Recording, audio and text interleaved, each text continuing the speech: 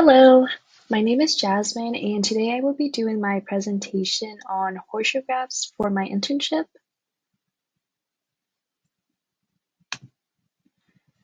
Horseshoe crabs are known as a living fossil. They have been around for more than 300 million years. They're also related to scorpions and spiders. Right here, there's a picture of a horseshoe crab. You can't really see its legs right now since it's faced on in order for it to walk. But right here it has is an eye. The other eye is right here. It also has another eye right up here, and right here by its membrane, like the tip of it, like the middle, like top part of it is also a small eye.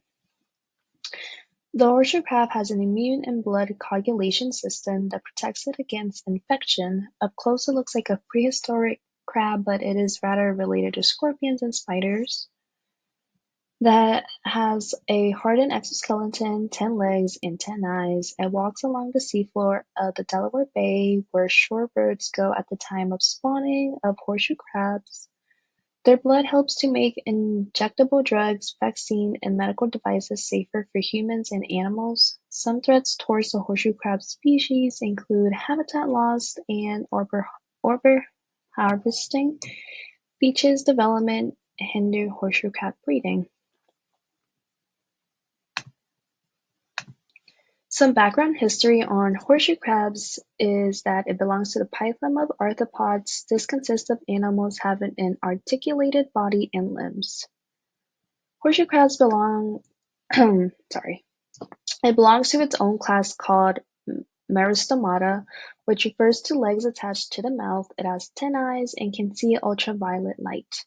There are 3 divisions to the body shape of a horseshoe crab, such as prosma is this big part of the horseshoe crab.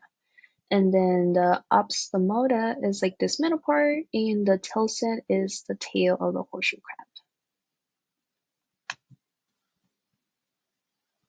Anatomy of a horseshoe crab is that the prosma contains a sizable intestinal tract that is used to grind food, a nervous system concentrated into a bulbous brain, a tubular heart along with a connective tissue and cartilaginous plates. So the brain and the heart, it's all in here in the prosma, therefore it is like the largest part of the horseshoe crab. And the opstomata contains the musculature for the operation of the butt, gills, and the tilson.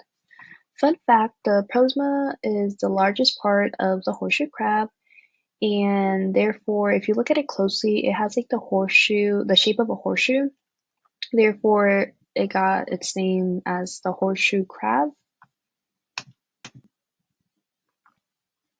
The horseshoe crab's eggs are high in fat and protein, therefore shorebirds migrate to the Delaware Bay, where the horseshoe crabs go for mating season.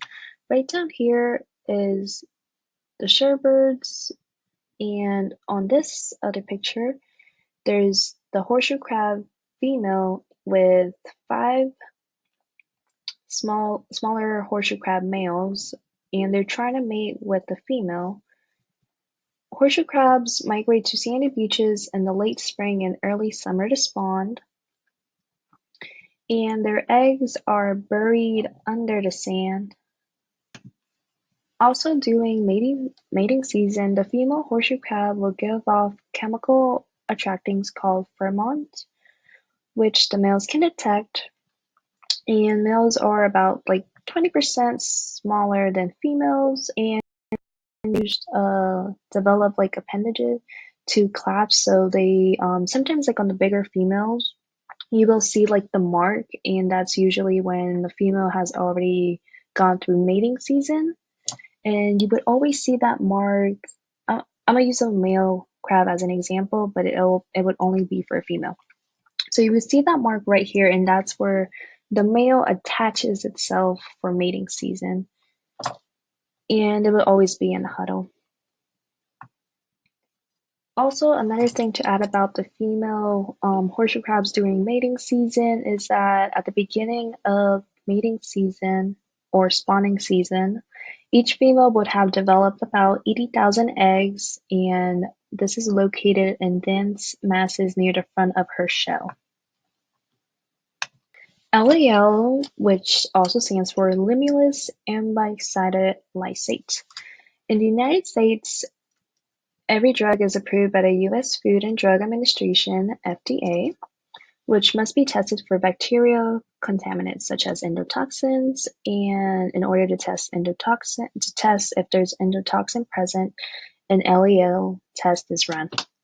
Endotoxin is a dangerous contaminant present in the outer membrane of the cell wall of a gram-negative bacteria. This can cause life-threatening diseases for humans. To create the LAL test, horseshoe crabs are bled. The blood cells are centrifuged and lysed in distal water to release the cascade of enzymes responsible for recognizing endotoxins. To test for endotoxins, a sample is mixed with the lysate. So in this little picture I have right over here is how the LAA is in action. So right here is a gram-negative bacteria such as like E. coli, and if there is endotoxins present, the blood will like clot, and so that's how it's tested to see if there are endotoxins present. And so if there's no clot, it indicates that there are no endotoxins, which meaning that what's called the antibiotic that they're trying to create is free and it is able to be used on humans. But if it clots, then it isn't automatically know that you cannot use that on humans since endotoxins are present. Also, LAL is a protein which is found in the blood of a horseshoe crab, and which is used to test medical devices and drugs for bacterial endotoxins. That's why horseshoe crabs are super, super important. And it is also important to make sure when going to bleed the crabs, each crab is checked to make sure that they weren't injured, because if they were injured and they're already bleeding prior to the process, then it is automatically rejected because we don't know if that horseshoe crab is sick or if the blood can already be contaminated. And one horseshoe crab contaminated will affect all the other blood from the healthy crabs. So when checking them, we're always checking them for if they're bleeding or if they have or if they also have already been bled from previous year my bad. And if they have already been bled a year ago, then we don't bleed them again because they're still healing, and we just don't want to bleed them again since they already gone through that. So we always check if they're already bled, also if they're too small. The smallest crab that is able to be bled is 6 inches. So if it's lower than 6 inches, referring to smaller, then it can't be bled. Also, if the shell is too soft, which means that it's about to be molding, and we also can't bleed them, as well as making sure that if they're either like limp, if they're limp, it's also a sign that they're sick and that their blood is not good to be bled for. So that's also rejected. And all of these factors help make sure that the blood is from really healthy crabs, and this will help better in doing an LAL test after it's being lysed and everything. Also, another thing to add about the horseshoe crab blood is that it's like a light blue, and this is because when comparing to human blood, it is red because of our hemoglobin, the protein in red blood cells that transport oxygen around the body, and which contains iron. And as mentioned, the horseshoe crab have a different oxygen carrying protein, and this is called the hemokinin. And it has copper rather than iron, therefore it is more of a bright blue color. ASMFC, which stands for Atlantic State Marine Fishery Commission. Horseshoe crabs are managed under the Interstate Fishery Management Plan for horseshoe crabs since 1998. The horseshoe crab population in the mid-Atlantic region has remained stable in recent years. After the fisherman collects the horseshoe crabs and it is taken to where it is going to be bled, it always has the amount of horseshoe crabs that was collected, as well as a roughly amount of like how many female and how many male. And this is always reported back to the ASMFC, as well as like how many crabs were bled, how many were rejected due to if they were too small, if they have already been bled, or if they were rejects, referring to as if they were bleeding.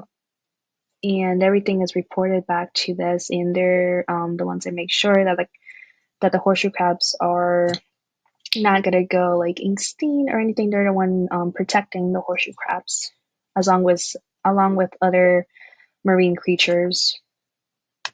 In conclusion, horseshoe crabs are important to the environment as well as to humans. Right here is a live horseshoe crab. So the prosma, one of the eyes, the other eye's on the other side. The membrane's right here. You can't really tell because it's flat. But if it's like curled up, you'll be able to see the membrane clearly. The telson and the obstomata, which will be here. And right here, I have a video of a horseshoe crab moving. Let's see if it is able to play. So right here, you see like some of the tail. Some of the legs. I'll replay it again. Some of the legs. So like the legs, it was briefly for a second, but you saw how there was like legs coming out, and this is 2 of the legs out of 10. Right here are some of its protective shell, which are super sharp, as well as this tip here and the tail as well.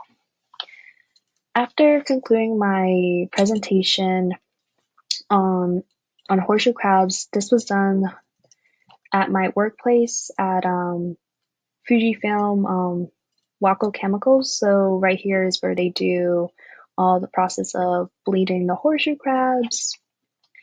And I hope to gain more experience in labs. I hope to become one day a medical laboratory technician, and I think this will help as a stepping stool for future more lab interactions. I hope you learned something new today from my presentation, and thank you for watching.